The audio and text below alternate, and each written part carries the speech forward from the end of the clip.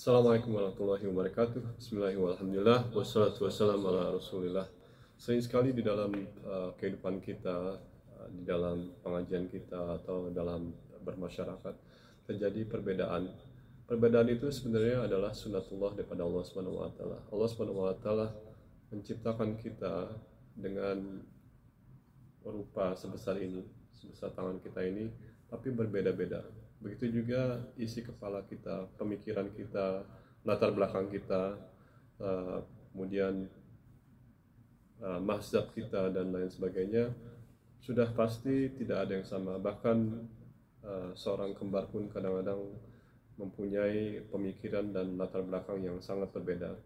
Imam Syafi'i pernah menulis satu buku yang dinamakan, sayangnya tidak ada di translate atau belum ada terjemahannya dalam bahasa Indonesia. Beliau menulis Al-Imam Syafi'i wa manhabuhul khatib wa manhabuhul jadid. Mazhab Imam Syafi'i ada dua beliau ciptakan. Yang pertama adalah mazhab beliau yang lama sebelum beliau traveling, sebelum beliau ke tempat lain selain di tempat beliau berasal, dan setelah beliau ke Irak, dan setelah beliau langsung ke tempat di mana Imam Abu Hanifah berasal, kemudian setelah beliau berkelana kemana-mana. Di sini kalau kita lihat Imam Syafi'i, meskipun beliau adalah seorang murid daripada Imam Maliki, beliau mempunyai banyak sekali perbedaan pendapat. Namun kedua-duanya mereka mempunyai sumber yang sama. Meskipun mereka mempunyai sumber yang sama, yaitu Al-Quran dan sunnah daripada Rasulullah SAW. Kenapa mereka berbeda? Karena yang itu tadi adalah sunnah daripada Allah Subhanahu wa taala. Bagaimana cara kita menyikapi perbedaan ini? Kalau kita lihat di dalam satu peperangan, di mana ketika Rasulullah SAW mengutus tentara pasukan beliau ke Bani Quraizah, beliau memberikan pesan yang pada waktu itu dipimpin oleh Ali bin Abi Thalib. Beliau berpesan kepada mereka, barang siapa yang taat, seharusnya mereka sholat asar di Bani Quraizah. Lalu ketika para sahabat berada di sumur yang tidak jauh dengan Bani Quraizah tersebut, kebetulan pada saat itu tiba waktunya sholat asar. Apa yang dilakukan para sahabat? Terjadi beda pendapat pada waktu itu. Ada yang mengatakan kami tidak mau sampai terlambat sholat asar, karena sholat yang sebaik-baiknya adalah sholat yang tepat waktu. Ada pendapat daripada Rasulullah SAW yang mengatakan demikian. Namun sebagian sahabat juga mereka tetap bersikeras, mereka tidak mau melakukan sholat asar kecuali mereka sudah tiba di Bani Quraizah. Lalu terjadilah dua kelompok. Yang satu pihak mereka sholat asar di jauh dari Bani Quraizah itu. Yang kedua adalah mereka sholat asar setelah dia nanti akan tiba di Bani Quraizah. Namun apa yang terjadi ketika mereka sampai di Bani Quraizah, ternyata waktu asar sudah lewat. Lalu apa yang mereka lakukan? Mereka melakukan secara qadha.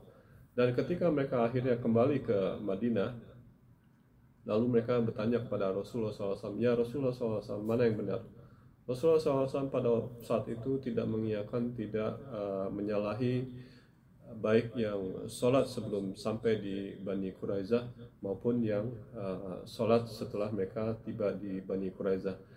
Bahkan mereka sampai sempat melakukan sholat secara qadha waktu itu. Hikmah apa yang bisa kita pelajari dari sini? Hikmah yang pertama yaitu di dalam menghadapi suatu perbedaan,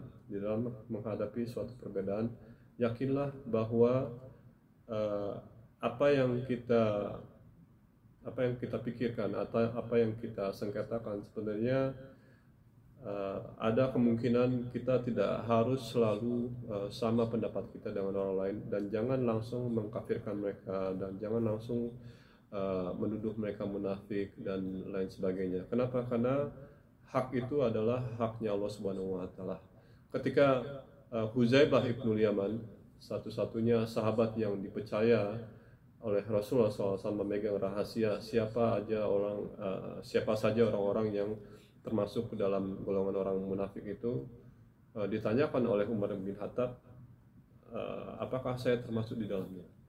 Imam Hasan Basri pernah berguru kepada Utsman bin Affan.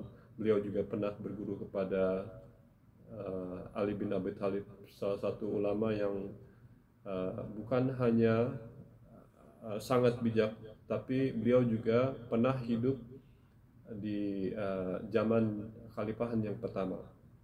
Beliau juga pernah berguru langsung bukan hanya kepada seorang imam besar Pak Imam Syafi'i dan ya imam yang lainnya, bahkan beliau adalah Laisa setelah beliau langsung berguru pada para sahabat ini, mengatakan kalau seandainya kita pernah hidup dengan mereka, kita akan melihat mereka sebagai majnun. Mohon maaf salah cakap, kurang mungkin berkenan. Kalau kita hidup dengan mereka, mungkin kita akan menganggap mereka adalah gila. Kenapa? Karena mereka dalam hidup keseharian mereka sepanjang hari mereka tuh bekerja keras, seolah-olah dunia adalah sebagai final stop mereka. Namun malam harinya mereka tidak pernah berhenti-hentinya baca Al-Quran, zikir, tahajud, sholat tengah malam, dan seterusnya. Seolah-olah mereka tuh hidupnya, mungkin kalau kita boleh ibaratkan ini seperti New York City gitu. New York City itu adalah kota yang tidak pernah mati. Dia 24 jam itu selalu ada kehidupan di sana. Subhanallah. Atau mungkin kayak Jakarta ya misalnya. Jadi menghadapi perbedaan ini, kita harus yang pertama meyakini bahwa perbedaan itu adalah sunnatullah daripada Allah Subhanahu wa taala. Allah Subhanahu wa taala sendiri yang menciptakan perbedaan itu. Kalau enggak mungkin hidup kita bakalan boring, mungkin kita akan jadi bosan karena semuanya ya statis saja. Semua orang manusia bentuknya sama, dan yang membedakan mereka cuma dikasih kayak plat mobil gitu ya. Itu aja mungkin saya bisa sampaikan, mudah-mudahan sedikit bisa bermanfaat. Aku qouli hadza fastaghfiru innahu huwal ghafurur rahim.